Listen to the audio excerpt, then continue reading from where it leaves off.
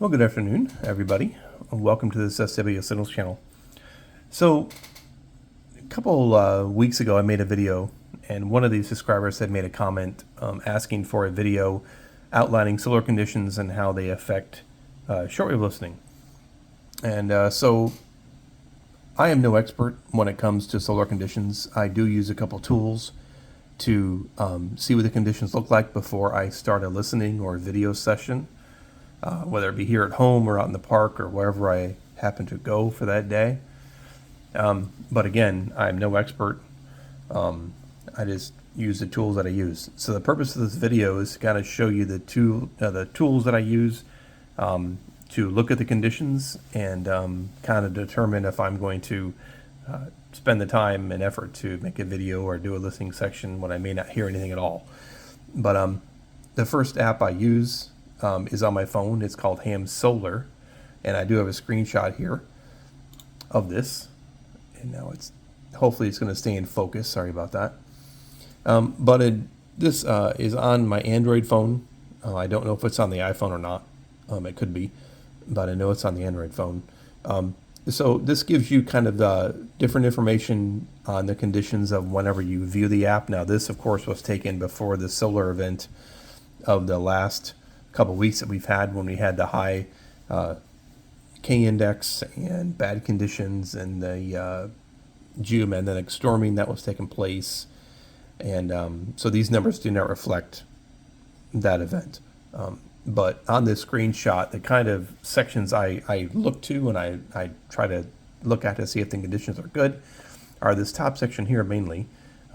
So you have this SFI, which is solar flux index. At this date, it was 133, which is pretty good. And the sunspot number of 113, which is also pretty good. And then you have the A and K index. I don't really pay attention much to the A. I probably should, but I pay attention to the K. And from what I can gather, the lower the K index, the better the conditions. The higher the K index, the worse the conditions. So in that last event we had, we were looking at 5, 6s in the K index. That was showing bad conditions that particular day.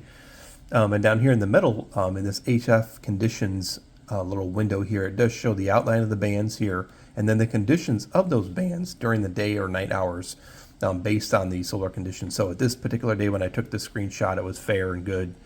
Then this third section here is for VHF conditions for like your 6 meter band skip and 4 meter, 2 meter, that type of thing.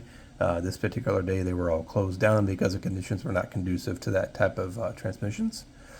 So has a solar flare probability percentage was just 22 that day. And I also pay attention to this section right here. This right here kind of gives you a status of the geomagnetic field, and usually it'll say quiet when it's good conditions, but you may see unsettled or minor storm, major storm, that type of thing. And obviously if you see major or minor storms, those are when you're getting your geomagnetic storming going on, which would indicate really not that good conditions.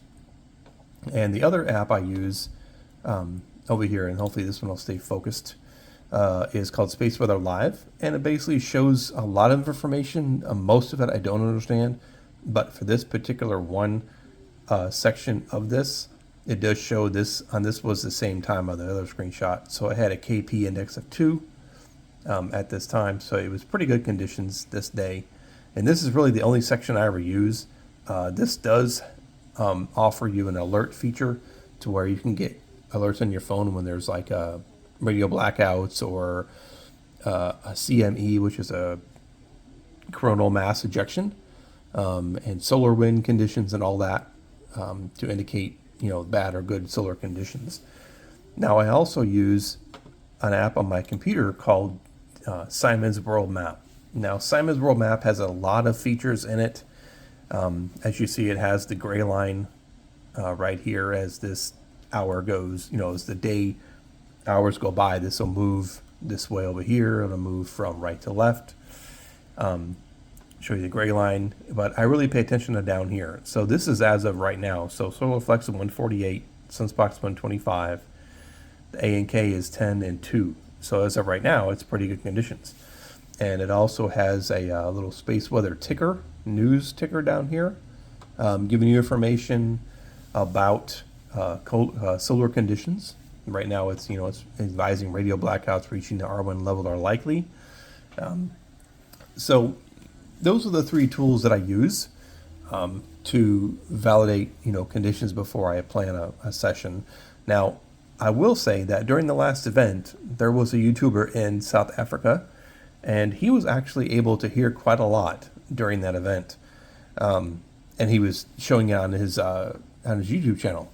Well, I went ahead and tried to listen to what he was listening to. Of course, now I'm in Florida. Now he's in South Africa, so I would suspect that I would not hear a lot of stuff that he's hearing down there. But some of the bigger stations that he was hearing that I normally would hear, I did not hear that day because of the solar event that was going on. So that proves that maybe in different parts of the world, the solar conditions don't affect as much as the other parts of the world. Not really sure how to take that, but that was the fact that he could hear it and I couldn't. So I guess really the only way to find out is to actually turn your radio on and listen. Do you hear stuff? Do you not? Pay attention to the alerts that you may see on your phone or the high K index, stuff like that. But go out there and give it a shot. You never know, you might hear stuff. He did. So like I said, I'm no expert on this. These are just three tools I use to kind of judge my day if I'm going to go out and spend the time doing it. And I hope you like it. If you learned something, that's good. But by all means, the subscribers on this channel, if you have more information than I do, which is probably most likely that you do, please add a comment. Correct me if I'm wrong, if I said the wrong thing anywhere in this video, as I love to learn about things, and the other subscribers would be happy as well to build kind of like a community conversation about this and kind of gain more understanding as we all probably need. So yeah, so that's the video, and if you like it, give it a thumbs up. If you don't, that's fine, but subscribe if you like, and tell your friends. Everybody have a great day. Thanks.